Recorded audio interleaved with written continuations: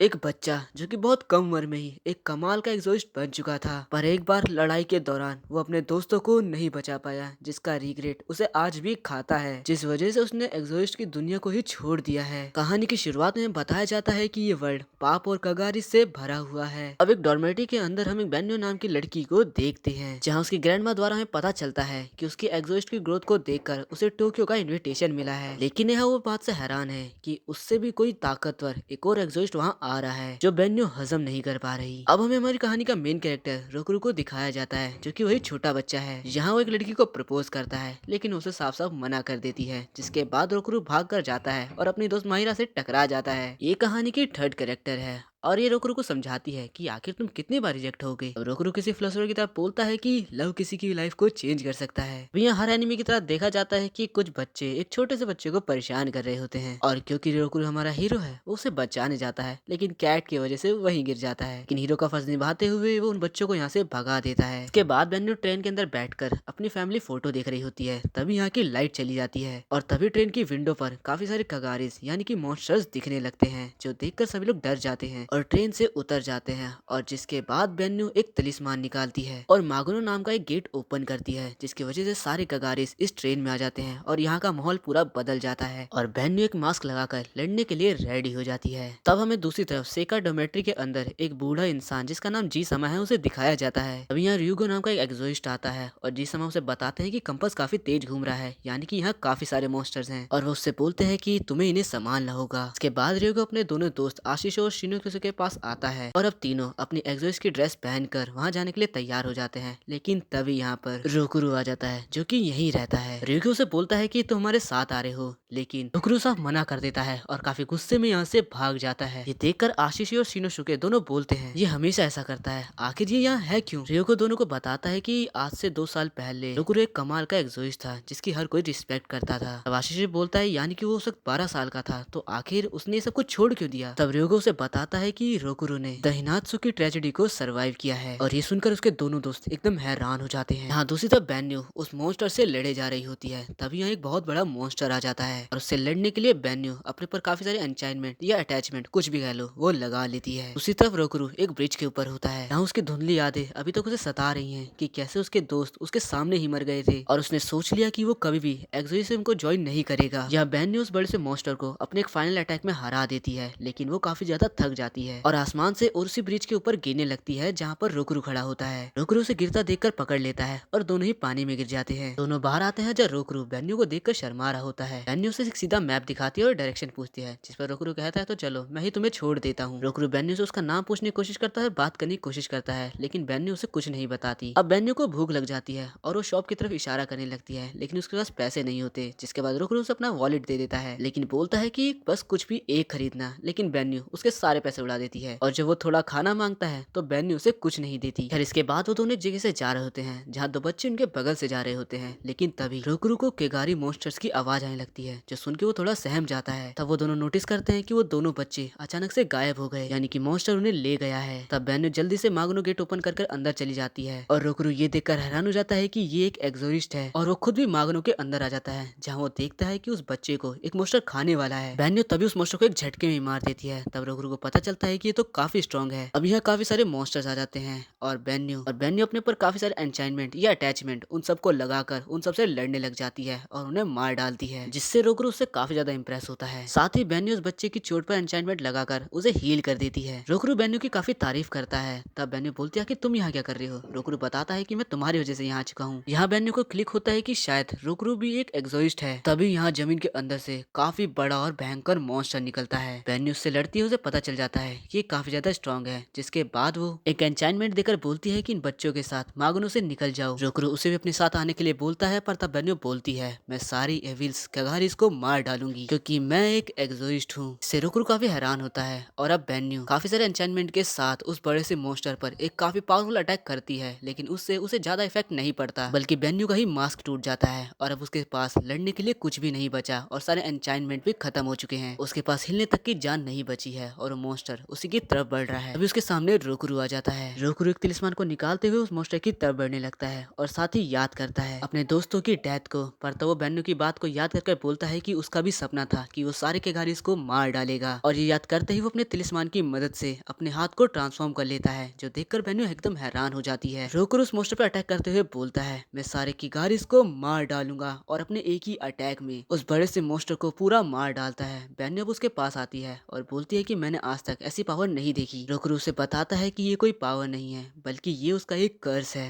रोकुरु बेन्यू से बोलता है कि आज जो हुआ उसे भूल जाओ, क्योंकि मैं एक एग्जॉस्ट नहीं बनना चाहता। बेन्यू को उस पर गुस्सा आता है और बोलती है कि मैंने तुमसे नहीं बोला था कि मेरी हेल्प करो। अब वो एक मागनो का गेट खोलती है, जिससे वो दोनों रियल वर्ल्ड में आ जाते हैं। यहाँ भी बेन्यू सेम बात बोलती है, जिस पर रोकुरु बोलता है कि लेकिन तुम मरने वाली थी। अब बेन्यू उसकी तरफ मुड़ती है और उसको अपना नाम बताती है और उससे उसका नाम पूछती है। रोकुरु अपना नाम रोकुरु इमाडो बताता है। अब दोनों अपने अपने रास्ते चले जाते हैं, जहाँ बेन्यू उसे पसंद नहीं करती और यहाँ रोकुरु बोलता है मैं उसे दोबारा नहीं देखना चाहता। लेकिन जैसे ही वो अपनी डॉर्मेट्री पहुंचता है, देखता है कि सभी लोग बेन्यू की सेवा पानी कर रहे हैं। बेन्यू को देखकर हैरान हो जाता है और उसे पूछता है कि आखिर तुम यहाँ क्या कर रही हो। जिस समय उसे बताते हैं कि अब से ये यही रहने वाली है। तब यहाँ रयोगो आकर उससे बोलता है ये तुम्हारी एज की है, यानी तुम्हारी राइवल हो गई। रोकुरु काफी गुस्से में उसे देखने लगता है। तभी बेन्यू का नेकलेस एक शिनिगामी में बदल जाता है और उस पर अटैक कर देता है। और अब वो रोकुरु को वार्न करते हुए बोलता है कि अगर तुमने मेरी मास्टर के साथ कुछ भी करने की कोशिश करी तो मैं तुम्हें नहीं छोड़ूंगा। रोकुरु काफी गुस्से में सोने चले जाता है और अब वो सो रहा होता है। अचानक उसे महसूस होता है कि बेन्यू उसके बगल में ही है और अब वो उसे बोलता है आखिर तुम यहाँ क्या कर रही हो। बेन्यू रोकुरु को अपने साथ मागानो ले जाना चाहती है और बोलती है कि जिसे मैं नहीं हरा पाई उसे तुमने हरा दिया, जो कि मेरी एक बेइज्जती है, इसलिए मैं तुम्हारे साथ एक फाइट लड़ना चाहती हूँ। लेकिन रोकुरु उसे बाहर निकाल देता है और बोलता है कि मुझे उसमें कोई इंटरेस्ट नहीं, मैंने उसे गलती से हरा दिया था और वैसे भी मुझे एग्जॉस्ट पसंद नहीं। अब अपना गेट बंद करता है और यहाँ रियोगो ने ये बात सुन ली और हैरान है कि उसने एक मॉन्स्टर को मारा। बेन्यू रोगो से बोलती है कि तुम मॉन्स्टर को मारने जा रहे हो ना, तो मुझे भी अपने साथ ले चलो। और अब मागानो के अंदर का हम सीन देखते हैं, जहाँ एक बड़ा सा मॉन्स्टर अपेयर होता है और बेन्यू उसे देखकर सीधा उससे लड़ने चली जाती है, जो देखकर सब लोग एकदम हैरान हो जाते हैं कि वो इतनी कमाल की है। बेन्यू रियलाइज करती है कि ये मॉन्स्टर कल वाले मॉन्स्टर से कमजोर है और तब उसे अपने भाई की बात याद आती है, जहाँ उसने कहा था कि तुम्हें स्ट्रॉन्ग बनना होगा। बेन्यू रोकुरु को याद कर कर अपना सारा गुस्सा इस बड़े से मॉन्स्टर पे उतार देती है और उसे हरा डालती है। अब सभी मागानों के बाहर आ जाते हैं। तब यहाँ रयोगो आकर बेन्यू से बोलता है मैंने तुम्हारी बातें सुनी थी, क्या उसने सच में किगारी को मार डाला। बेन्यू से बताती है कि हाँ, मैंने अपनी आंखों से देखा है, वो काफी ज्यादा पावरफुल है। जिस पर रयोगो बोलता है लगता है तुम उसे बदल पाओगी। अब वो दोनों कार के अंदर होते हैं, जहाँ रयोगो बताता है कि वो रोकुरु को बचपन से जानता है। वो यहाँ खुद 5 साल पहले आया था और रोकुरु यहाँ 2 साल पहले, और शायद रोकुरु के साथ कुछ भयानक हुआ है। मुझे अच्छे से याद है कि वो कितना कमाल का एग्जॉस्ट हुआ करता था और सभी उसकी रिस्पेक्ट करते थे। वो वर्ल्ड का सबसे कमाल का एग्जॉस्ट बनना चाहता था और सारे इविल कगारिस को मारना चाहता था। ये सुनकर बेन्यू याद करती है कि ये तो उसका भी ड्रीम है। इसके बाद हम रोकुरु को देखते हैं, जो कि नहाने जा रहा होता है, लेकिन वहाँ रूम में पहले से ही बेन्यू नहाकर खुद को सुखा रही होती है। ये देखकर वो गेट बंद कर देता है। यहाँ जी सामा के पास बेन्यू की ग्रैंडमा मिलने आई है, पर तभी वो किसी चीज की आवाज सुनते हैं, जहाँ बेन्यू रोकुरु को मारने के लिए दौड़ रही होती है और रोकुरु यहाँ से भाग रहा होता है। तभी वो किसी से टकरा जाता है और पूछता है आखिर तुम कौन हो। तब जी सामा बताते हैं कि असल में ये सारे एग्जॉस्ट के चीफ है, ये सूची मिकादो अरिमा है। अब अरिमा सबको बताता है कि उसे एक भविष्यवाणी मिली है और यहाँ वो रोकुरु और बेन्यू की वजह से आया है। और अब वो ग्रैंडपा और ग्रैंडमा को बोलता है कि जल्दी से एक मीटिंग के ऑर्गेनाइजेशन करो, जिसके अंदर सारे एग्जॉस्ट को आना होगा। अब सभी लोग मीटिंग के लिए ऑर्गेनाइज होते हैं, जहाँ पर काफी सारे एग्जॉस्ट आए होते हैं और उनमें से काफी सारे बेन्यू को जानते हैं, जो देखकर सभी हैरान होते हैं कि बेन्यू कितनी फेमस है। अब यहाँ अरिमा आकर सबका शुक्रिया करता है यहाँ आने के लिए और अब उन्हें गुड न्यूज देते हुए बताता है मुझे एक भविष्यवाणी मिली है, जिसके हिसाब से किगारिस और एग्जॉस्ट की होती हुई लड़ाई जल्दी खत्म हो जाएगी, क्योंकि द सन गॉड चाइल्ड मिको आने वाला है। वही मिको जिसके बारे में हमने पढ़ा है, जिसके पावर इतिहास के सबसे महान एग्जॉस्ट के बराबर थी। मिको अपनी पावर से सारे किगारिस को मारकर मागानो को खत्म ही कर देगा। ये सुनकर सारे एग्जॉस्ट एकदम खुश हो जाते हैं और पूछने लगते हैं कि आखिर वो कौन है। जिस पर अरिमा बेन्यू को आगे बुलाता है और सब बोलते हैं कि हमें पता ही था, ये इतनी पावरफुल है कि यही वो बनेगी। लेकिन इसके बाद अरिमा रोकुरु का नाम लेता है। ये सुनकर सबके साथ रोकुरु खुद हैरान हो जाता है। अब उसे धक्का मारकर आगे भेज दिया जाता है और अब अरिमा बोलता है ये दोनों सिर्फ 14 साल के हैं, लेकिन यहाँ सबसे ज्यादा पावरफुल है। ईस्ट में रोकुरु सबसे ज्यादा पावरफुल है और वेस्ट में बेन्यू। लेकिन किसी भी एक्सोरिस्ट को रोकुरु पर भरोसा नहीं होता और वो बोलते हैं कि हमने तो ये नाम आज तक नहीं सुना। तब अरिमा रोकुरु बेन्यू को बोलता है कि अब तुम दोनों आपस में लड़ो और अपनी फुल स्ट्रेंथ से लड़ना। जहाँ रोकुरु लड़ने के लिए मना कर देता है, वहीं बेन्यू उससे लड़ने के लिए तैयार हो जाती है और उस पर अटैक करने लगती है। रोकुरु उसके सारे अटैक को डॉज कर रहा होता है और बार बार मना करता है कि मुझे नहीं लड़ना। ग्रैंडमा के मुताबिक जो जीतेगा वही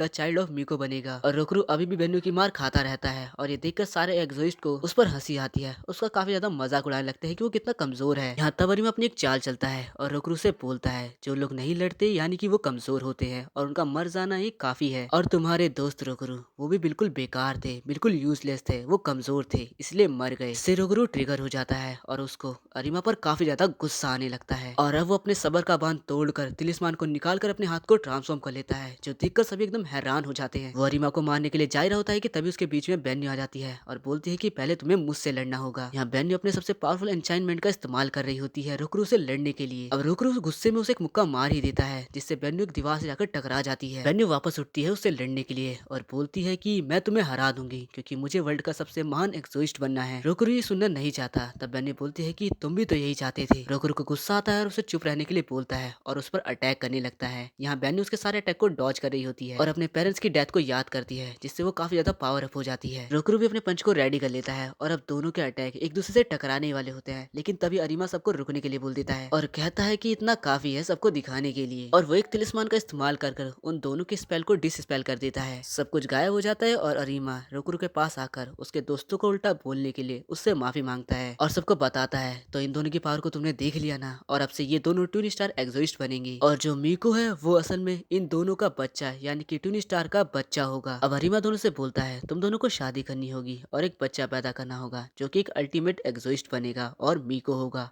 अब हम रोकरू और बेन्यू को देखते हैं जो कि बड़े हो चुके हैं और उनके हाथ में एक बच्चा है। रोकरू काफी ज्यादा खुश है पर तभी रोकरू का सपना टूट जाता है और अब इसके बाद जैसे ही वो बेन्यू को देखता है दोनों ही अपना मुंह फेर लेते हैं। अब यहाँ शिनोसुके और आशिशी आ जाते हैं और वो दोनों बोलते हैं कि तुम दोनों अभी से एंजॉय कर रहे हो, चाहो तो तुम दोनों एक ही रूम में रह सकते हो। बेन्यू काफी गुस्से में बोलती है चुप हो जाओ और मैं कभी भी ऐसे बंदे से शादी नहीं करूंगी जो एक्सोइस्ट नहीं बनना चाहता हो। ऐसा बोलकर वो यहाँ से चली जाती है और यहाँ पर वो दोनों रोकरू से बोलते हैं अगर तुम एक्सोइस्ट बनकर अच्छे काम करने लगो तो शायद तुम्हारा कोई चांस है, तो आज से तुम हमारे साथ एक्सोसिज्म में चलोगे। तब यहाँ रियोगो आता है और वो बताता है कि आज से बेन्यू भी तुम्हारे साथ मिडिल स्कूल में जाएगी तो उसकी मदद करना, और यहाँ से अपने दोनों दोस्तों को लेकर चला जाता है। अब स्कूल में टीचर रुकरू की क्लास में बेन्यू को सबसे इंट्रोड्यूस कराते हैं और रुकरू काफी ज्यादा हैरान होता है कि आखिर इतनी सारी क्लासेस में इसी में आना था, और हो ना हो ये उस कमीने आरिमा का काम है। हम देखते हैं कि मायूरा भी इसी क्लास में है। इसके बाद हम रियोगो को देखते हैं जो कि अपने दोस्तों के साथ मागनो के अंदर आया हुआ है। यहाँ काफी सारे मॉन्स्टर हैं जो देखकर तीनों ही अपने एंचाइनमेंट को बाहर निकालकर अब उन्हें मारने लग जाते हैं, लेकिन मॉन्स्टर की तादाद कुछ ज्यादा ही है, जिस पर रियोगो के दोस्त उसे सजेशन देते हैं कि क्या हमें उन दोनों को बुलाना चाहिए, लेकिन रियोगो बोलता है कि उन दोनों को उनकी स्टडी पे फोकस करने दो। लेकिन हम देखते हैं कि रोकुरो स्पोर्ट्स में अच्छा कर ही नहीं पा रहा होता है और वहीं बेन्यू काफी ज्यादा अच्छा कर रही होती है, लेकिन मायूरा अपने दो बड़े रीजन की वजह से अच्छा नहीं कर पाती, जो देखकर सभी लड़कियों को उससे जलन होने लगती है। अब रोकुरो का दोस्त उसे बोलता है कि तुम तो मायरा के बचपन के दोस्त हो ना, तो तुम उसे डेट क्यों नहीं करते। तब रोकुरो बताता है कि मायरा असल में जीसामा की पोती है, यानी कि वो रोकुरो की कजन सिस्टर जैसी है। इसके बाद लंच टाइम में बेन्यू टेरिस के ऊपर बैठकर खाना खा रही होती है और खाना खाने के बाद वो अपने फैमिली से पूछती है कि आसपास तुम्हें कोई किगारी मॉन्स्टर दिख रहा है, जिस पर उसका फैमिलियर हाँ बोलता है कि थोड़ी दूर पे ही किगारी मॉन्स्टर है। यहाँ रियोगो बाकी सब मॉन्स्टर से लड़ रहे होते हैं, तब उनके सामने एक बहुत बड़ा किगारी मॉन्स्टर आ जाता है, जो देखकर उसके दोस्त बोलते हैं कि ये सही टाइम होगा रोकुरो को बुलाने का। लेकिन रियोगो याद करता है कि कैसे पास्ट में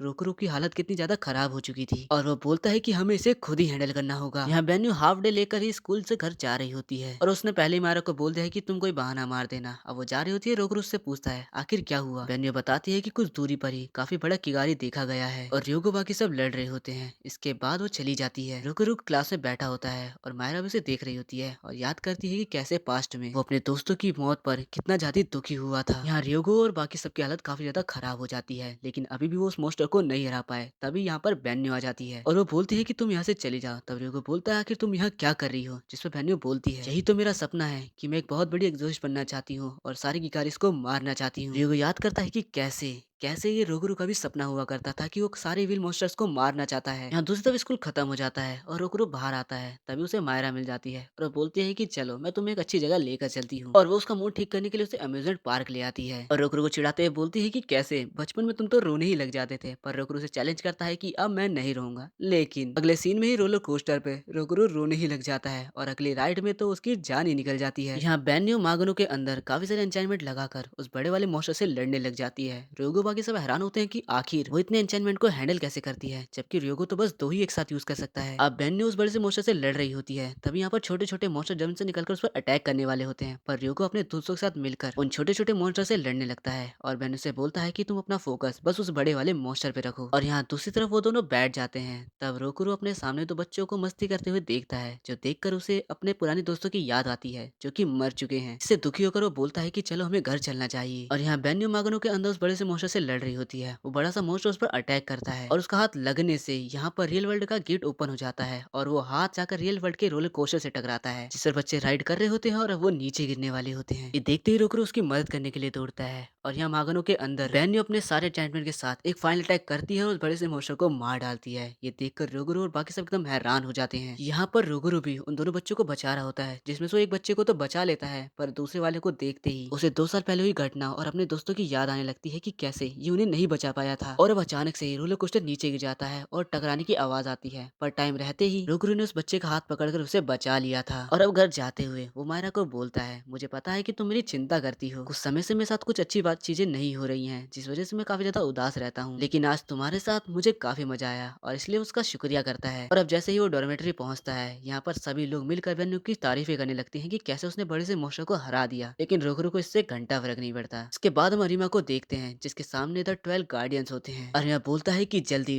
ट्विन स्टार्स मिको को जन्म देंगे, जो कि मागनो को खत्म कर देगा। तभी 12 गार्डियन में से एक खड़ा होता है और बोलता है, मैंने बेन्यू के बारे में तो सुना है, पर क्या ये रोगुरु सच में इतना पावरफुल है? इस पर अरिमा कहता है कि भविष्यवाणी में तो यही था कि रोगुरु ट्विन स्टार है और इस 12 गार्डियन का नाम शिमोन होता है।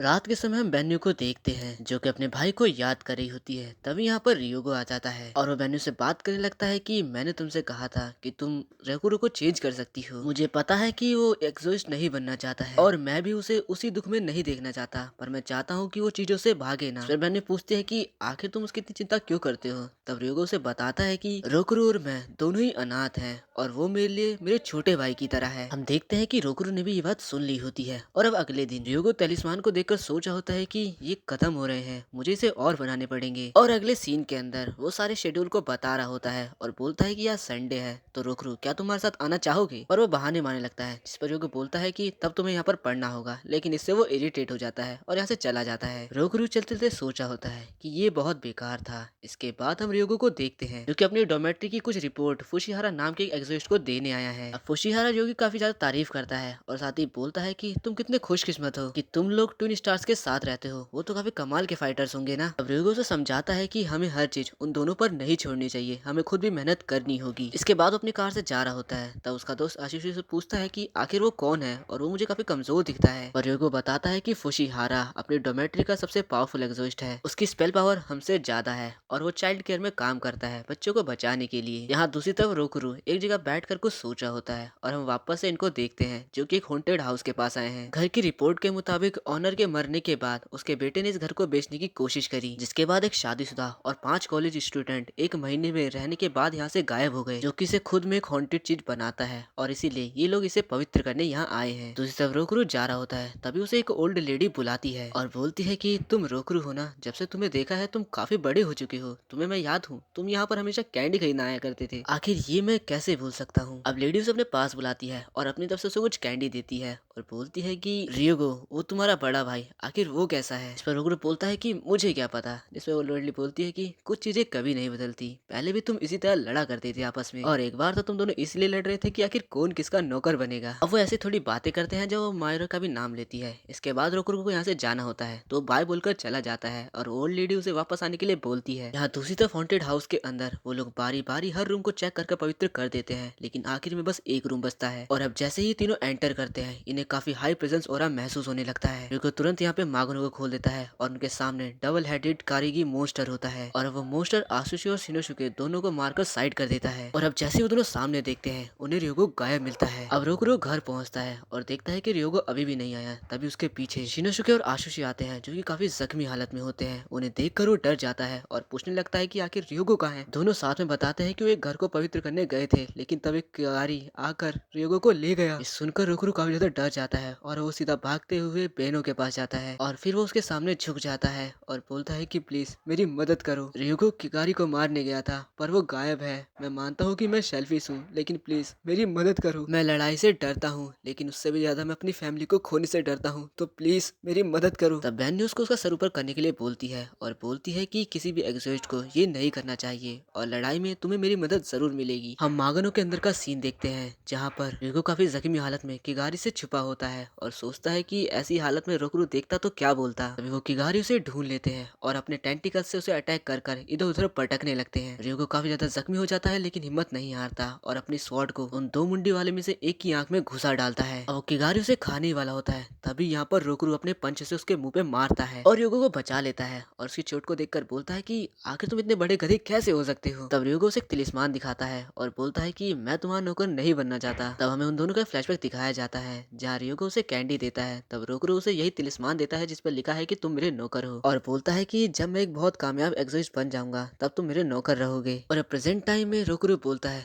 तुमने ये अभी तक संभाल के रखा है। रियोगो बोलता है कि तुम्हारे पीछे किगारी है, लेकिन रोकरू उसे एक पंच मारते हुए बोलता है कि इसे छूने के बारे में सोचना भी मत। तब यहाँ बेन्यू भी काफी सारी छोटे छोटे किगारी उसको मारते हुए आ जाती है। रोकरू रियोगो से बोलता है कि मैं ये जल्दी खत्म कर दूंगा और फिर वो दोनों मिलकर सारे किगारी को मारने लगते हैं। रियोगो रोकरू को पीछे से देखता है जो कि उस बड़े वाले मोस्टर को मारने जा रहा होता है और वो अपने एक पंच में ही उस बड़े वाले मोस्टर का काम भी खत्म कर देता है। जो देख कर रियोगो बोलता है जब भी तुम ऐसे काम करते हो बहुत कूल लगते हो। जहाँ बेन्यू भी सारे छोटे मोस्टर्स को मार डालती है और अब वो देखती है कि रोकरू रियोगो से सुबह बोली हुई सारी बातों के लिए माफी मांगता है और उसे सहारा देते हुए उस घर से बाहर ले आता है, जहाँ वो दोनों उसे देखकर खुश हो जाते हैं। अब थोड़ी देर बाद बेन्यू में बाहर आती है। वो देखती है कि रोकरू उसका वेट कर रहा है तो उससे पूछती है आखिर तुम उन लोग के साथ क्यों नहीं गए। जिस पर रोकरू उसके सामने अपना सर झुकाते हुए उसे शुक्रिया बोलता है और साथ ही बोलता है कि तुम काफी ज्यादा अच्छी हो। जिससे बेन्यू बोलती है कि तुम बहुत बेकार हो, लेकिन जब तुम लड़ते हो तुम बहुत कूल लगते हो। यही सेम बात रियोगो ने भी कही थी, पर फिर वो उसकी बेइज्जती करने लगती है, जिसके बाद वो दोनों दोबारा से लड़ने लग जाते हैं। अब हमें एक्सोइस हेडक्वार्टर को दिखाया जाता है जहां अरीमा सबको बताता है कि नारुकामी में कुछ ज्यादा ही किगारी मॉन्स्टर दिखने लगे हैं और मैं उनकी जांच करना चाहता हूं। और इसलिए वो शिमोन को बोलता है और शिमोन जाने लगता है। तो वो बताता है कि ट्विन स्टार भी वहीं रहते हैं। अब इसके बाद हम हॉस्पिटल का सीन देखते हैं जहाँ रोकरू रियोगो से मिलने आया है और साथ ही वो रियोगो को आराम करने के लिए बोलता है। और इसके बाद वो अपनी डोमेट्री में आ जाता है जहाँ वो देखता है कि बेन्यू काफी सारी तिलिस्मान बना रही है और सब उसकी तारीफ कर रहे हैं। सभी उसको देख के हैरान होते हैं। उससे बोलते हैं कि क्या तुम ये ट्राई करना चाहोगे। और अब रोकरू भी तिलिस्मान बनाने लगता है, लेकिन उसकी राइटिंग इतनी खराब होती है कि सभी लोग उसकी बेइज्जती करते हैं और साथ ही बोलते हैं कि तुम्हारे इसमें तो कोई स्पेल पावर है ही नहीं। रोकरू भी सब पे गुस्सा करता है और बोलता है कि मैंने काफी टाइम से नहीं करा है। अभी यहाँ जी समा भागते हुए आते हैं और बताते हैं कि नॉर्थ ईस्ट साइड पर काफी सारे किगारिस को देखा गया है और यहाँ प्रॉब्लम यह है कि रियोगो नहीं होता।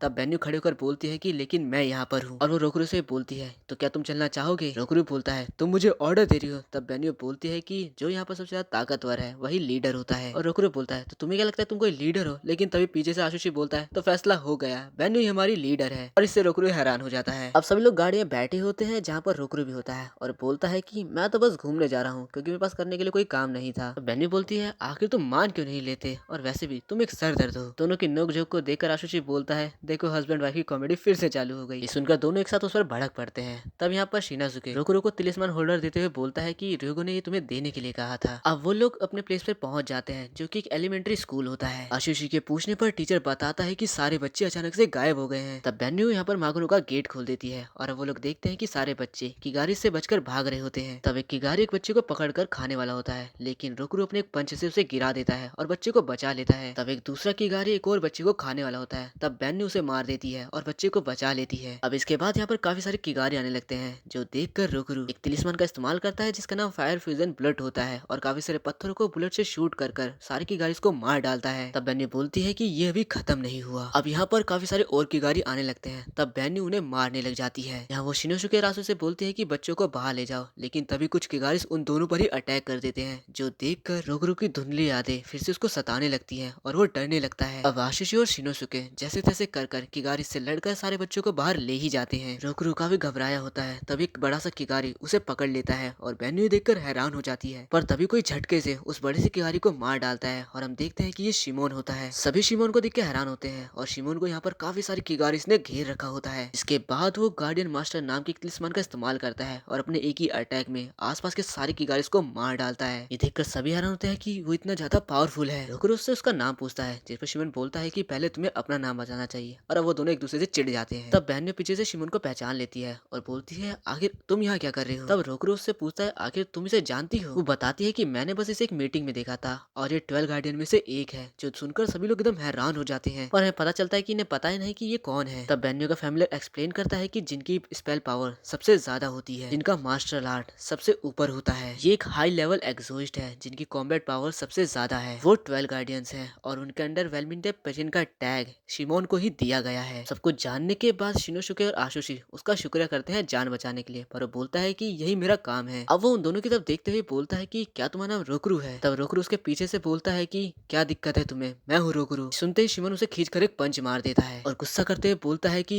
जब तुम्हें लड़ने से डर लगता है तो तुम मागनों के अंदर आए ही क्यों? लड़ते वक्त तुमने अपना ध्यान हटा लिया था, जो कि बहुत खतरनाक है। क्या तुम इसको सीरियस लेते भी हो? और अब वो बेन्यू से बोलता है, इसको अपना पार्टनर बनाना सच में बड़ा खतरनाक है। बेन्यू भी उसकी बात से सहमत होती है और बोलती है, ये ठरकी है और डरपोक भी, और साथ ही हमेशा चिल्लाता रहता है, और रोकरू चिल्ला ही रहा होता है। तब यहाँ एक बहुत बड़ा किगारी उन पर अटैक कर देता है, जिसकी चपेट में आशुशी और शिनोसुके आ जाते हैं और रोकरू उस बड़े से मोस्टर के सामने खड़ा होता है। शिमोन इस मोस्टर को देखकर बोलता है कि तुम्हारे शहर के अंदर किगारी की पावर और लेवल कुछ ज्यादा ही अलग है। शिमोन अपना वेपन निकालने लगता है, तब बेन्यू उसे रोक देती है और बोलती है कि माना उसमें काफी सारी कमियां हैं, पर ये नहीं कि वो कमजोर है। तब रोकरू अपना एक ब्लैक तलिस्मान निकालता है, अपने हाथ को ट्रांसफॉर्म करता है और अपने एक ही अटैक में सामने खड़े किगारी को पूरा खत्म कर देता है। ये देखकर शिमोन भी हैरान हो जाता है और तब हम देखते हैं कि एक मिस्टीरियस कैरेक्टर इन लोगों को देख रहा होता है। शिमोन को आरिमा का कॉल आता है, जो कि उसे वापस बुला रहा होता है क्योंकि एक अर्जेंट काम आ जाता है, और शिमोन भी रियलिटी गेट ओपन कर यहाँ से जाने लगता है। रोकरू उसे रोकने की कोशिश करता है, पर इसमें वो नाकाम रहता है और अब एलिमेंट्री स्कूल के सारे बच्चे अपनी जान बचाने के लिए उसका शुक्रिया करते हैं, जिससे रोकरू काफी खुश होता है और ये देखकर बेन्यू काफी खुश होती है। अब यहाँ आरिमा शिमोन से रोकरू के बारे में पूछता है कि आखिर वो कैसा है। इस पर शिमोन बोलता है कि उन्हें ट्विन स्टार में कोई इंटरेस्ट नहीं है और वापस वो उसी शहर जा रहा होता है क्योंकि वहाँ के किगारी और उनकी पावर जो कि बहुत ज्यादा है और काफी ज्यादा अलग है। लेकिन आरिमा उसे जाने नहीं देता और बोलता है कि हम ट्विन स्टार के ऊपर इतनी जिम्मेदारी छोड़ सकते हैं। अब हम सेका डोमेट्री को देखते हैं, जहाँ सभी लंच कर रहे होते हैं और साथ ही शिमोन की काफी तारीफ करते हैं कि वो एक 12 गार्डियन और कितना ज्यादा पावरफुल है। रोकरू बेन्यू से पूछता है आखिर ये 12 गार्डियन कब बना। वो बताती है कि 2 साल पहले। रोकरू शिमोन के बारे में सोचता है कि वो उसकी ही जितना है और कितना ज्यादा पावरफुल है और एक स्माइल करने लगता है। बेन्यू से देख रही होती है, तब जी साहब बोलते हैं, देखो इन दोनों पति पत्नी को, और फिर से वो दोनों एक साथ दो सब पे भड़कते हुए बोलते हैं कि हम पति पत्नी नहीं है।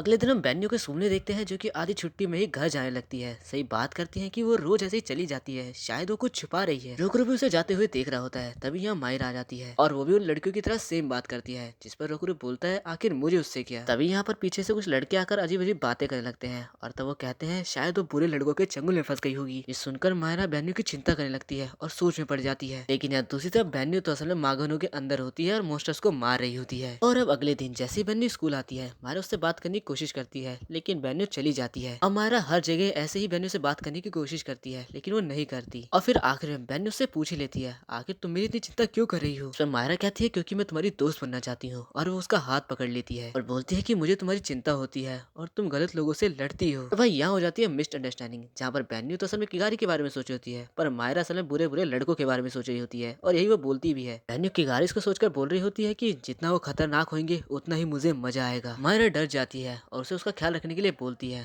तब बेन्यू बोलती है कि तुम और मैं अलग अलग दुनिया में रहते हैं, और अब घर जाते वक्त वही मायरा की दोस्ती वाली बात को सोच रही होती है और सोचती है कि ये सब मेले नहीं बना है। पीछे से रोकरू पुता भी बोलता है आखिर तुम क्या बात कर रही हो। बेन्यू से कुछ नहीं बोलती और चली जाती है। अब रियोको भी घर आ जाता है और सब लोग पार्टी करने लगते हैं। तभी आशीष बोलता है कि अब सेका डोमेट्री के सबसे बेस्ट फाइटर एक साथ हैं। सभी लोग उसे ठीक देखकर काफी ज्यादा खुश होते हैं। अब रोकरू कुछ ऐसा बोलता है जो सुनकर रियोको को फील होता है कि वो सच में घर वापस आ चुका है। अब वो लोग अगले दिन के एक्सोसिज्म के बारे में बात करने लगते हैं। तभी रोकरू बोलता है कि तुम अभी तो हॉस्पिटल से आए हो, इतनी जल्दी तुम्हें काम की बात नहीं करनी चाहिए। इस पर योगो बोलता है कि हम सब कुछ तुम पर नहीं छोड़ सकते, और वैसे भी किगारी काफी ज्यादा पावरफुल हो रहे हैं, तो हम सबको भी स्ट्रांग बनना होगा। हम हमेशा ही तो बेन्यू की मदद नहीं ले सकते ना। तब रोकरू बोलता है क्या मैं तुम्हारी मदद कर सकता हूँ। ये सुनकर सभी एकदम हैरान हो जाते हैं और ह्यूगो बोलता है क्या तुम सच में लड़ोगे। रोकरू बोलता है कि तुम्हारी तबीयत खराब है, तो मैंने सोचा कि अगर तुम नहीं चाहते तो मैं नहीं करूंगा। पर तब र्यूगो उसे गले लगा लेता है और बोलता है कि हम तो तुम्हारी मदद जरूर चाहते हैं। और आशीष और शिनोसुके भी काफी ज्यादा खुश होते हैं कि अब से रोकरू भी मदद करेगा। अब बेन्यू नहा रही होती है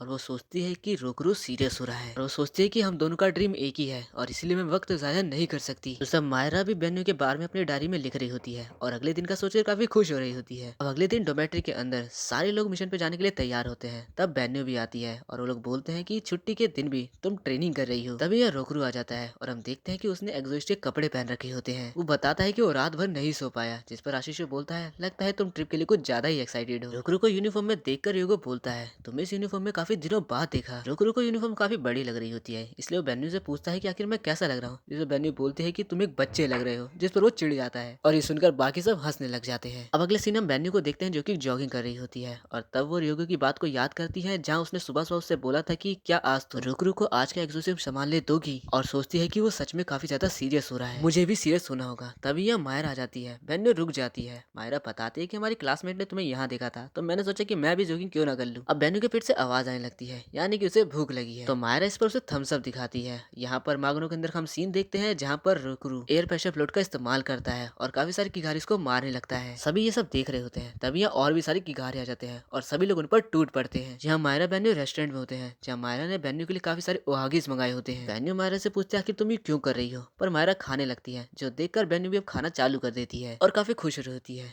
तभी मायरा बोलती है कि मैं आज पूरा दिन तुमसे चिपकी रहूंगी और तुम्हें उन गंदे लोगों के पास नहीं जाने दूंगी, चाहे वो तुम्हें कितना भी बुलाएं। जिसमें बेन्यू बताते हैं कि वो आज नहीं जा रही, उसके बदले कोई और गया है, वो बहुत बेकार है, पर जब वो लड़ता है काफी ज्यादा ताकतवर और शानदार होता है, उससे मुझे लड़ने की हिम्मत मिलती है। तब मायरा बोलती है कि मैं भी अपने किसी को ऐसे जानती हूँ। बेन्यू बोलती है कि पर मैं उसे अपने से आगे नहीं जाने दूंगी, पर वो चुप हो जाती है और बोलती है आखिर मैं तुम्हें क्यों बता रही हूँ। तब मायरा बोलती है कि मैं भी ये सुनना चाहती हूँ, मैं तुम्हारे बारे में जानना चाहती हूँ, क्योंकि आखिरकार हम दोस्त जो है। बेन्यू से देखती रह जाती है, लेकिन तभी वहाँ का माहौल बदल जाता है। यहाँ मागनो के अंदर एक बहुत बड़ा किगारी अपियर होता है। र्योगो उससे लड़ने जाता है पर नाकाम हो जाता है। आशुषी शिनोशुके भी नाकाम हो जाते हैं। रोकरू भी इतने बड़े किगारी को देख के हैरान हो जाता है और यहाँ दूसरी तरफ ये दोनों भी रेस्टोरेंट से बाहर आ जाते हैं और देखते हैं कि यहाँ पर पापी दुनिया का रास्ता खुलने लगा है। हर तरफ मॉन्स्टर आ रहे हैं, जो देखकर बेन्यू मागनो को ओपन कर लेती है और अंदर चली जाती है। मायरा हैरान होकर बोलती है तो वो एक एग्जॉस्ट है, और यहाँ मागनो के अंदर तीनों काफी ज्यादा जख्मी होते हैं, जो देखकर रोकरू को काफी ज्यादा गुस्सा आ जाता है और वो बोलता है कि तुम्हारा खेल अब खत्म। जिसके बाद वो ब्लैक तिलिस्मान का इस्तेमाल करता है, अपने हाथ को ट्रांसफॉर्म करता है और फिर से अपने एक ही अटैक में उसको मार डालता है। और दूसरे हम देखते हैं कि असल में बेन्यू रेस्टोरेंट की ओनर को बचाने गई थी, जिसे की क्यारी ने पकड़ लिया था। बेन्यू जैसे ही बाहर आती है, मायरा उससे आके गले लग जाती है और बोलती है कि मुझे तुम्हारी काफी चिंता थी। बेन्यू हैरान थी कि मायरा उसका इंतजार कर रही थी। मायरा रोते रोते बोलती है कि मुझे तुम्हारी काफी ज्यादा चिंता है, मैं खुश हूँ कि तुम वापस आ गई। तो अब बेन्यू भी उसे अपने गले लगा लेती है। वो दोनों घर जा रहे होते हैं, जिसमें मायरा बोलती है कि तुम्हें मुझे पहले बता देना चाहिए था कि तुम एक एग्जॉस्ट हो। मेरी फैमिली में भी काफी सारे एग्जॉस्ट हैं और मेरे दादा तो असल में सेक डोमेट्री में ही रहते हैं।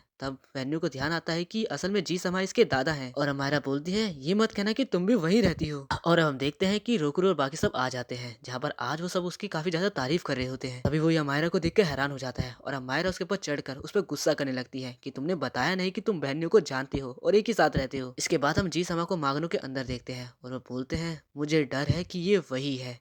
अब हम मेन हेडक्वार्टर का सीन देखते हैं, जहाँ पर शिमोन अरिमा को ढूंढ रहा होता है। तब वहीं बैठी इको 12 गार्डन उसे बताती है कि असल में वो ट्विन स्टार का टेस्ट लेने के लिए गया है। के बाद हम सेका डोमेट्री के अंदर अरिमा को देखते हैं, लेकिन बेन्यू और रोकरू दोनों उसे इग्नोर कर रहे होते हैं। अरिमा बोलता है मैंने सुना है रोकरू तुमने वापस एग्जोसिज्म को ज्वाइन कर लिया है, लेकिन रोकरू के हिसाब से ये कोई बड़ी बात नहीं है। अब अरिमा उन दोनों को रेडी होने के लिए बोलता है, कहीं ले जाता है जहाँ वो उनका टेस्ट लेगा, और अब हम उन्हें गाड़ी के अंदर देखते हैं। थोड़ी देर चलने के बाद गाड़ी रुक जाती है, लेकिन रोकरू बोलता है कि अभी भी हम सिटी के बीच में ही हैं। और अब वो जैसे उतरते हैं तो उनके सामने एक काफी खूबसूरत विला होता है, जो कि आरिमा का है, और आरिमा अपने विला की खूबियां गिनाने लगता है और फिर दोनों को एक बेडरूम में ले जाता है और एक डबल बेड को दिखाते हुए बोलता है कि ये है तुम दोनों प्यार के पंछियों का घोंसला। तब रोकरू से ठरकी बोलते हुए बोलता है कि मुझे नहीं लगता कि इससे ट्रेनिंग का कुछ लेना देना है। तब आर्या बताता है कि ये विला अब से तुम्हारा है और ये बेडरूम भी अब से तुम दोनों साथ ही रहोगे, ताकि मीको जल्दी पैदा हो सके, और यही तुम्हारा टेस्ट और तुम्हारा नसीब भी है। जिस पर रोकरू उसे खींचकर लात मार देता है, चिल्लाते बोलता है कि मैं कभी भी ट्विन स्टार के लिए रेडी नहीं हुआ था और ना ही मुझे अभी शादी करनी है। तभी यहाँ ग्रैनी और जी समा आ जाते हैं और ग्रैनी को बांध रखा होता है, और अब यहाँ रोकरू और बेन्यू का सामान भी लाया जाता है। मीको बताता है कि ट्विन स्टार की सारी जिम्मेदारी उसे दी गई है। अब बेन्यू का फैमिली काफी भड़कने लगता है, जिसके बाद अनिल बोलता है कि क्या मैं इसे ले जा सकता हूँ, और थोड़ी देर बाद वहाँ से चला जाता है उसे लेकर। रोकरू एक रूम को देखता है और याद करता है कि आरिमा ने उससे कहा है मैंने यहाँ पर 2 अलग रूम भी रखे हैं जब तक कि तुम करीब ना आ जाओ। रूम में आते ही रोकरू काफी ज्यादा शर्माने लग जाता है, ये सोचकर कि उसे एक अकेली लड़की के साथ रहना है, और ये सब कुछ अरीमा देख रहा होता है, जहाँ उसने बेन्यू पर भी नजर रख रखी होती है। बेन्यू अपने रूम को देखकर सोचती है कि उसे बेड की पोजीशन चेंज करनी होगी। अब स्क्रीन में देखते हुए अरीमा बोलता है कि माफ करना, लेकिन ऐसा नहीं हो सकता, और अब वो दोनों की रूम के लॉक को लगा देता है। दोनों इस बात से हैरान होते हैं कि तभी उनके बीच की दीवार भी नीचे गिरा दी जाती है और अब ये रूम दो नहीं बल्कि एक हो जाते हैं और अब रूम टेढ़ा होने लगता है। और तब हमें एक स्क्रीन में अरीमा की आवाज और फेस के साथ वो बोलता है, तो ये है तुम्हारा फर्स्ट ट्रायल, तुम्हारे ऊपर एक चिमनी है, उसके अंदर एक बटन है, जैसे तुम उसे दबा दोगे ये सब कुछ ठीक हो जाएगा। और हाँ, मैं पहले ही बता दूं, यहाँ पर तुम स्पेल पावर एनचेंटमेंट का यूज नहीं कर पाओगे। फिर गुड लक बोलकर स्किन कट हो जाती है। अब दोनों प्लान बनाते हैं कि वो एक दूसरे को सपोर्ट करेंगे और एक एक चीज के ऊपर चढ़कर ऊपर जाएंगे। और अब सबसे पहले रोकरू कूदता है, लेकिन वो वापस नीचे गिर जाता है। इसके बाद बेन्यू सबसे पहले बेड पर जंप लगाती है, रोकरू की तरफ अपना हाथ बढ़ाती है, पर रोकरू शर्मा रहा होता है और बोलता है कि तुमने अपनी शर्ट नहीं पहनी। और अब इससे बेन्यू भी शर्माने लगती है और उसे सब कुछ भूल जाने के लिए बोलती है। रोकरू जंप मारता है और बेन्यू का हाथ पकड़कर ऊपर आ जाता है, पर दोनों एक रोमांटिक पोज में आ जाते हैं और शर्मा रहे होते हैं। और आरिमा अपनी स्क्रीन पर ये सब कुछ देख रहा होता है। दोनों आगे कूदते हैं, लेकिन दोनों ही साथ में नीचे गिर जाते हैं। और यहाँ सेका डोमेट्री के अंदर मायरा अपने दादा पर भड़क रही होती है कि आखिर आप दोनों ने उन दोनों को अकेले जाने कैसे दिया। तब यहाँ रियोगा के बताता है कि एक किगारी को देखा गया है। और यहाँ दूसरी तरफ बेन्यू ऊपर चढ़ जाती है और बेडशीट की मदद से रोकरू को भी ऊपर खींच लेती है। अब उन्हें जाली खोलनी होती है और स्क्रू ड्राइवर उनके सामने ही होता है, पर दोनों की हाइट इतनी नहीं है, जिसके लिए रोकरू बेन्यू को अपने कंधे पर चढ़ा लेता है। और अब बेन्यू स्क्रू ड्राइवर से जाली को खोल देती है और अब दोनों के कर अंदर चले जाते हैं। यहाँ बेन्यू के फैमिली को गुस्सा आ रहा होता है और वो स्क्रीन को ही जला डालता है। दोनों आगे बढ़ रहे होते हैं, तभी उन्हें आशीष को कॉल आता है, जो बताता है कि यहाँ का किगारी बहुत ज्यादा पावरफुल हो, तुम दोनों जल्दी आ जाओ। रोकरू अपनी सिचुएशन बताता है और बोलता है कि हम आ रहे हैं। तभी उन दोनों को अपने सामने एक स्क्रीन दिखती है, जिस पर एक पहेली लिखी रहती है और उन्हें बस एक ही चांस मिलेगा। अगर आंसर गलत गया तो उन्हें सब कुछ दोबारा स्टार्ट करना होगा। बेन्यू सोच समझ के आंसर देने के लिए बोलती है कि तब तक रोकरू आंसर दे भी देता है और तुक्के से आंसर करेक्ट निकलता है। बाहर आते ही बेन्यू सबसे पहले मागनो का गेट खोलती है, जहाँ पर रियोगो बाकी सबकी हालत काफी ज्यादा खराब हो चुकी थी किगारी से लड़कर, और अब एक बगड़ा किगारी उन पर अटैक करने वाला था, लेकिन तभी रोकरू उस पर अटैक करके उसे खत्म कर देता है। बेन्यू भी यहाँ पर एक किगारी पर अटैक करती है। रोकरू उसे पीछे हटने के लिए बोलता है और आगे जाकर उस किगारी को खुद मार देता है। दोनों को साथ काम करता देखकर तीनों काफी हैरान हो रहे होते हैं। अब तभी रोकरू पूछता है, बेन्यू आखिर तुम्हारी दूसरी हेयर टाई कहाँ गई। बेन्यू काफी परेशान हो जाती है और ढूंढने लगती है। रोकरू बोलता है कि तुम दूसरा ले लेना, पर वो बोलती है कि ये मेरे भाई ने दिया था, जो कि मेरे लिए काफी इंपॉर्टेंट है। तब रोकरू उसका हाथ पकड़ता है और उसे यहाँ से ले जाता है और ये तीनों हैरान हो रहे होते हैं। अब वो विला में वापस आते हैं, जहाँ पर रोकरू उसे उसकी हेयर टाई ढूंढकर दे देता है। बेन्यू के पूछने पर रोकरू बताता है कि जैसे हम मागनो के अंदर गए, मुझे तुम में पहले से कुछ अजीब लगा, जिसमें बेन्यू बोलती है, यानी कि तुम मुझे इतनी गौर से देख रहे थे। और अब बेन्यू बात लेते वक्त भी रोकरू के बारे में ही सोचकर शर्मा रही होती है। अब दोनों खाना पीना खा लेते हैं, जिसके बाद रोकरू बेन्यू से हेयर टाई के बारे में पूछता है, जिसमें बेन्यू बताती है कि ये उसको उसके बड़े भाई ने दी थी और वो बहुत दयालु था। तब हमें फ्लैशबैक में दिखाया जाता है कि बेन्यू हमेशा ही अपने भाई के पीछे रहा करती थी। उसका भाई हमेशा उसे ताकतवर होने के लिए बोलता है और एक सीन में वो उसको ये हेयर टाई गिफ्ट करता है। आगे बेन्यू बताती है, लेकिन हमारे पेरेंट्स के मरने के बाद हम दोनों अलग हो गए और एक दिन मुझे पता चला कि वो अपने दोस्तों को बचाते वक्त किगारी के हाथों मारा गया। वो रोकरू से उसके बारे में पूछती है, जिस पर रोकरू बताता है कि मुझे छोड़ दिया गया था, मैं किसी भी एक्सोइस्ट की फैमिली से बिलोंग नहीं करता और मैं यहाँ तक इसलिए पहुंच पाया क्योंकि मुझे किसी और एक्सोइस्ट ने उठाया था। बेन्यू बोलती है कि इससे कोई फर्क नहीं पड़ता, तुम्हारी ताकत काफी कमाल की है, लेकिन तुम बेवकूफ हो। और फिर दोनों आपस में दोबारा लड़ने लगते हैं। इसके बाद हम टूटी हुई हिनात्सु की डॉर्मेटरी देखते हैं, जहाँ रोकरू रहा करता था। वहाँ एक आदमी जो कि 12 गार्डन का एक मेंबर है, फ्लावर्स लेकर आता है और वहाँ रख देता है। इसके बाद हम विला के अंदर मायरा को देखते हैं, जो कि रोकरू और बेन्यू से बोलती है, तो तुम दोनों शादी के लिए मान गए, जिस पर वो दोनों साफ मना कर देते हैं। तो बोलती है, फिर तुम साथ क्यों रह रहे हो। वो बताते हैं कि आरिमा ने हमें ये करने के लिए मजबूर किया है। सुनकर मायरा रोकरू से बोलती है, कहीं तुम दोबारा से एक्सोसिज्म को ज्वाइन करने की तो नहीं सोच रहे। पर रोकरू कुछ नहीं बोल पाता। मायरा समझ जाती है और बोलती है, क्यों रोकरू, आखिर क्यों। इतना दर्द सहने के बाद तुमने कहा था कि तुम ऐसा दोबारा नहीं करोगे। मैं तुम्हें दोबारा उस दर्द में नहीं देखना चाहती। आखिर तुम ये सब बड़ों पर क्यों नहीं छोड़ देते। तभी बेन्यू बोलती है कि भले ये काम खतरनाक हो, लेकिन इसका काम लोगों की जान बचाता है। अब मायरा बेन्यू से बहस करने लगती है और बहस के बाद वो दोनों रोकरू से पूछते हैं कि आखिर तुम क्या चाहते हो। रोकरू बोलता है कि मैंने सोचा था कि मैं ऐसा नहीं करूंगा, लेकिन मेरी पावर लोगों की जान बचाती है। इससे मायरा नाराज हो जाती है और यहाँ से भाग जाती है और चलते हुए याद करती है कि जब रोकरू ने उससे कहा था वो सब मर गए मेरी वजह से। तभी यहाँ मायरा का पीछा एक छोटा किगारी कर रहा होता है। यहाँ ये दोनों बैठे होते हैं कि तभी यहाँ पर बेन्यू का फैमिलियर अपने मुंह में मायरा का चाम लाता है, जो देखकर बेन्यू बोलती है, ये तुम्हें उसे वापस करना होगा। ये किगारी इसको दूर रखने के लिए बनाया गया है। इंसान के इमोशन यानी उनकी स्पेल पावर को छुपाता है, और अगर ये मायरा के लिए बनाया गया है यानी कि उसके अंदर काफी ज्यादा स्पेल पावर है। तभी बेन्यू का फैमिलियर उन्हें किगारी के बारे में बताता है, जो सुनकर रोकरू यहाँ से भागने लगता है। और यहाँ अचानक से माहौल चेंज हो जाता है और मायरा का हाथ वो छोटा किगारी पकड़कर उसे मागनो के अंदर ले जाता है। है, जहाँ वो अपना असली रूप में आता है और मायरा को खाने ही वाला होता है। और तभी वहाँ रोकरू पहुंच जाता है और एक पंच मार कर मायरा को बचा लेता है। अब मायरा उसके हाथों में बेहोश हो जाती है और रोकरू उसे नीचे रख देता है। तभी यहाँ बेन्यू भी पहुंच जाती है और अब आपस में दोनों लड़ने लगते हैं कि कौन किस किगारी को मारेगा। तभी उस किगारी के पीछे हम उसी मिस्टीरियस कैरेक्टर को देखते हैं जो कि स्माइल कर रहा होता है। हाँ जी समझ, जैसे ही डॉर्मेट्री के अंदर आते हैं वो आसिसी को जमीन में पढ़ा पाते हैं और तब हमें यहाँ पर एक और ट्वेल्व गार्डन के मेंबर को दिखाया जाता है जिसको जी समझ सेगन नाम से बुलाते हैं। अब सेगन जी समझ से बोलता है, अच्छी बात है कि तुम अभी तक मरे नहीं बुड्ढे। ग्रैनी से पूछती है कि आखिर तुम यहाँ क्या करने आए हो। सेगन बोलता है कि मैंने सुना है कोई अपनी पावर का यहाँ कुछ ज्यादा इस्तेमाल कर रहा है, मैं उसे यहाँ सबक सिखाने आया हूँ। और दूसरा ये कि यहाँ पर दोबारा से एक और किगारी करप्शन हुआ है। ये सुनकर जिसा बोलते हैं तो यानी कि एग्जोरिस्ट यूनियन ने भी ये नोटिस कर लिया। सेगन बोलता है हाँ क्यों नहीं, और हमने 2 साल के लिए ब्रेक लगाया है। ऐसा बोलकर वो मागनो का गेट खोल लेता है और बोलता है मैं यहाँ पर गंदगी को साफ करने आया हूँ। अब हम मागनो का सीन देखते हैं जहाँ पर बैन्नी और रोकरू दोनों मिलकर उस पर अटैक करते हैं, लेकिन किगारी को कुछ नहीं होता। इस बात से दोनों हैरान होते हैं, लेकिन तभी यहाँ पर वो किगारी तबाह हो जाता है और ये सेगन ने किया होता है। सेगन अब मायरा के पास पहुंच जाता है और रोकरू की तरफ देखकर बोलता है तुम बर्बादी। यहाँ सब पूछने लगते हैं कि आखिर वो कौन था, जिस पर जी साहब बताते हैं कि वो एक हाई लेवल एग्जोस्ट है यानी 12 गार्डन का मेंबर है और साथ ही वो मेरा सन इन लॉ है यानी इसका दामाद है, और यानी कि वो मायरा का फादर है और वो काफी स्ट्रॉन्ग है। 12 गार्डन के मेंबर से रोकरू हैरान होता है। तभी सिनोसुके उसे बताता है कि हम एक और 12 गार्डन के मेंबर से मिले थे जिसका नाम शिमोन था। तब रयोगी ने हैरान करते हुए बताता है कि असल में सेगन ने ही मुझे और रोकरू को ट्रेनिंग दी है। हाँ, रोकरू अपने मास्टर की चापलूसी करने लगता है कि आपको देखकर खुशी हुई। सेगन उसका हाथ पकड़ लेता है और बोलता है आरिमा ने मुझे सब कुछ बता दिया है, कहीं तुम दोबारा से एग्जॉस्ट बनने के बारे में तो नहीं सोच रहे ना, और तुम इस हाथ की पावर को बांट रहे हो। रोकरू बोलता है मेरे पास किसी भी चीज का लड़ने का हक नहीं है, लेकिन अगर इस हाथ से मैं किसी की जान बचा सकता हूँ तो मैं ये जरूर करूंगा। सेगन अब रोकरू को दूर फेंक देता है और बोलता है लड़ो मुझसे, अपनी पूरी जान से मुझ पर अटैक करना, मैं भी तो देखूं जरा। यहाँ जी समझ को बताते हैं कि कभी कभार किसी इंसान के अंदर कुछ ज्यादा स्पेशल पावर होने के कारण वो किगारी बन जाता है और इसे ही किगारी करप्शन कहते हैं। और इसका एक केस 2 साल पहले देखा गया था हिनात्सु की डॉर्मेटरी में। सब हैरान होते हैं और तब ग्रैनी बोलती है तो इससे रोकरू का क्या। जिसे आप बोलते हैं तो यानी कि तुम नहीं जानती,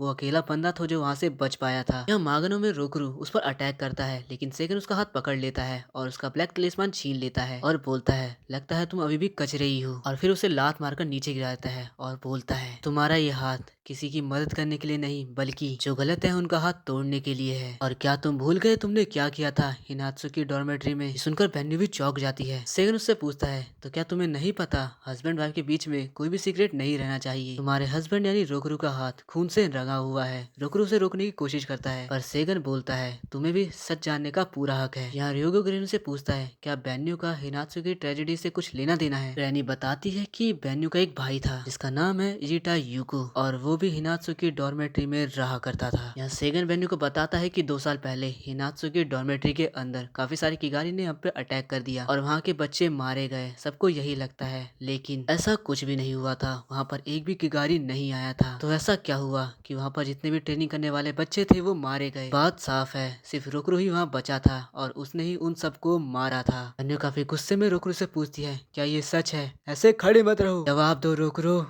अब रोकरू बोलता है हाँ हाँ ये सच है, मैंने ही उन सबको अपने हाथों से मार दिया। अब बेन्यू काफी गुस्से में बोलती है तुमने मेरे भाई को मार दिया और अपनी तलवार से लड़ने के लिए तैयार हो जाती है। अब सेगन उसे रोकते हुए बोलता है ये कहानी अभी खत्म नहीं हुई। तभी यहाँ वही मिस्टीरियस कैरेक्टर आता है और बोलता है मैं भी इसे ज्वाइन कर लेता हूँ, और हम देखते हैं कि ये तो असल में बेन्यू का भाई यूटो है। सेगन उसे स्टूडेंट नंबर 2 बुलाता है और बोलता है तो तुमने मेरा काम आसान कर दिया, और लड़ने के लिए तिलस्मान बाहर निकाल लेता है। पर तब यूटो बोलता है क्या तुम्हें इस वक्त लड़ना चाहिए, कहीं मेरा हाथ फिसले और मायरा मारी जाए। सेगन अब रुक जाता है। यूटो अब रोकरू से बोलता है देखो हम फिर मिल गए रोकू। तब रोकरू उस पर काफी चिल्लाते हुए बोलता है आखिर तुम क्यों जिंदा हो, तुम्हें तो मर जाना चाहिए। और अब वो उस पर अटैक करने के लिए आगे बढ़ता है, लेकिन तब यूटो बिना किसी तिलस्मान का इस्तेमाल करते हुए रोकरू को पकड़ लेता है और बोलता है हमारी आखिरी मुलाकात को काफी टाइम हो गया, वैसे हम दोस्त है ना। रोकरू गुस्से करते हुए बोलता है तुम्हारे साथ दोस्ती कभी नहीं, और आखिर 2 साल पहले तुमने उनके साथ क्या किया। यूटो बोलता है मैं तो बस उन्हें पावर्स देना चाहता था, लेकिन तुमने तो उन्हें मार ही दिया। उस दिन जो भी हुआ वो तो मजेदार था। अब हमें 2 साल पहले का सीन दिखाया जाता है जहाँ पर डॉर्मेट्री के अंदर एक कमरे में तो सबको इकट्ठा कर लेता है पावर का लालच देकर, और सब पावर के लालच में आ जाते हैं।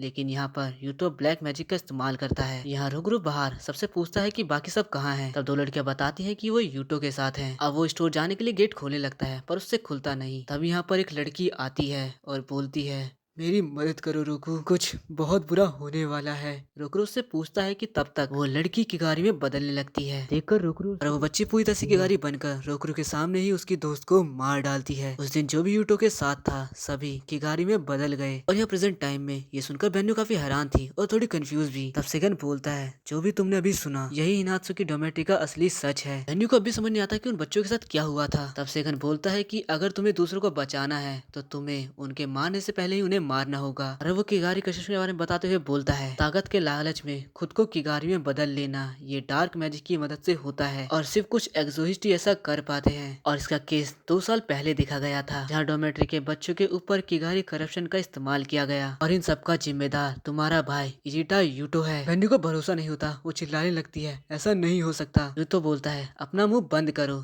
तुम्हें कुछ नहीं पता मेरे बारे में, तुम अभी भी मुझे दयालु समझती हो, तुम मुझे जानती ही नहीं हो असल में। सेगन भी उसे समझाता है, तुम्हारा भाई ऐसा है, तुम्हें ये एक्सेप्ट करना होगा। बेन्यू बोलती है, तो उस वादे का क्या जो हमने तब किया था जब हमारे पेरेंट्स मर गए थे, साथ रोते हुए। यूटो बोलता है, वो दोनों बेवकूफ तुम्हें बचाते हुए मर गए। आज मैं सब कुछ क्लियर कर ही देता हूँ, मैंने कभी भी तुम्हें एक एग्जॉस्ट के तौर पर नहीं देखा और पेरेंट्स के सामने तुम्हारा बड़े भाई होने का नाटक करना मेरे लिए काफी दर्दनाक है। बेन्यू सुनकर नीचे गिर जाती है और यूटो बोलता है, तो अब मेरे रास्ते में कभी मत आना। रोकरू को काफी गुस्सा आ रहा होता है और अब वो अपने बंधन को तोड़कर अपने आर्म को बिना तिलिस्मान के एक्टिव कर लेता है, जो देखकर सेकंड हैरान हो जाता है। लेकिन उस हाथ का काला मैजिक रोकरू पर हावी होने लगता है, लेकिन तब भी यूटो पर अटैक करता रहता है और वो उसके अटैक को डॉज करता रहता है। अब यूटो भी अपने हाथ को एक्टिव कर लेता है और बोलता है, तो तुम अभी भी अपने हाथ को कंट्रोल नहीं कर पाते रोकरू। बेन्यू देखते है कि रोकरू काफी पागलों की तरह अटैक करे जा रहा है, इसीलिए वो उसे होश में लाने के लिए उसके सामने आ जाती है। रोकरू होश में आ जाता है पर उसका अटैक बेन्यू को लग जाता है। अब वो बेन्यू के पास जाता है, तब यूटो